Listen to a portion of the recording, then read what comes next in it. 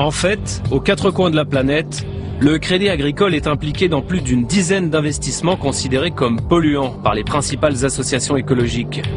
Au Canada, la Green Bank finance Suncor, la toute première entreprise à s'être lancée dans l'exploitation de pétrole non conventionnel, les sables bitumineux.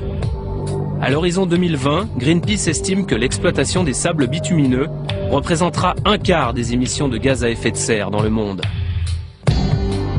En Inde, cette fois, à Jaitapur, le Crédit Agricole fait partie d'un consortium de banques pour financer au moins 2 nouveaux réacteurs nucléaires EPR. Le prêt devrait avoisiner les 4 milliards d'euros. Problème, l'un des réacteurs est situé sur une zone sismique. Ça vous rappelle rien ? Sur place, la population manifeste contre ce chantier. Déjà un mort et des dizaines de blessés. Dernier chantier en date, le financement de 2 méga-centrales à charbon en Afrique du Sud. Depuis 2009, avec d'autres banques, le Crédit Agricole a multiplié les prêts pour financer le projet. Montant total, 1 milliard 800 millions d'euros. D'après la Banque africaine du développement, à elle seule, Medupi, l'une des 2 méga-centrales, émettra bientôt 30 millions de tonnes de CO2.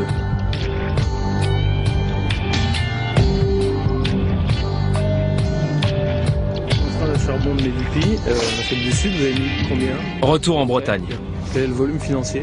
Le directeur du développement durable, il assume plutôt la centrale à charbon d'Afrique du Sud ou ce projet écologique ici en Bretagne? Par rapport aux investissements du Crédit Agricole.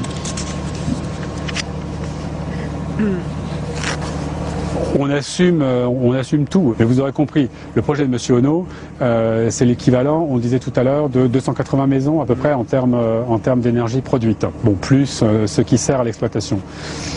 Une centrale à charbon, ça n'a absolument rien à voir en termes de production d'électricité. On ne peut pas comparer les deux choses. On a quand même osé la comparaison. Pour cette porcherie qui économise 237 tonnes de CO2 par an, la banque a prêté 500 000 euros.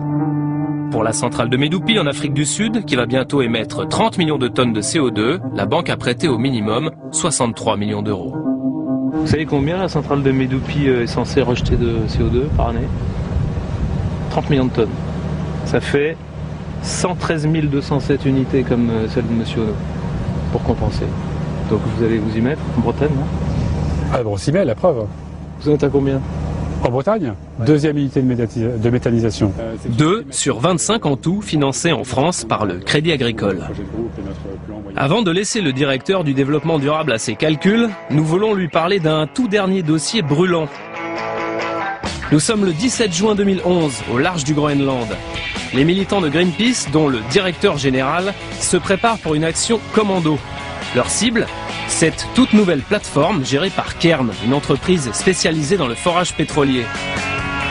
Dans ce document, Cairn remercie d'ailleurs le Crédit Agricole pour sa participation à un crédit de 900 millions de dollars, 700 millions d'euros. Installée au milieu de l'Arctique, cette plateforme est considérée par les écologistes comme l'une des plus dangereuses du monde. Elle serait sur la route des icebergs et en hiver, impossible de la secourir en cas d'accident. Alors Greenpeace ne demande qu'une chose à Cairn. Liv Erickson, this is Esperanza. Greenpeace request that if you could please provide us with a copy of your oil spill response plan so that the safety of your operations in Greenland can be independently verified. If you require that plan, please contact our head office. 2 activists are currently close to our rig. Please remove them in the interest of their safety. Les écologistes repartiront les mains vides, mais menottés. L'entreprise ne leur a jamais transmis sa procédure d'urgence. Pourquoi le Crédit Agricole, qui s'affiche comme une banque verte, continue de soutenir ce genre de projet? Le Groenland, c'est un bon exemple, parce qu'ils n'ont aucune énergie. Il y a 57 000 personnes qui sont sur une île complètement isolée, recouverte de glace. Ils ont envie de se développer, ils ont envie d'une autre vie. Ok, alors ça c'est la réponse officielle.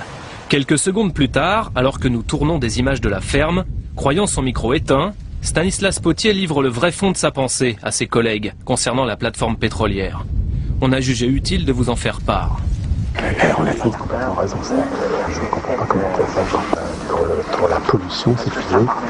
Aujourd'hui, si jamais tu as un accident, tu sais pas gérer. Parce que la dispersion des hydrocarbures dans l'eau froide et dans la glace est immaîtrisable. Donc c'est très problématique. C'est un site très jeune. À mon avis, il ne faut pas qu'on soit là-dedans.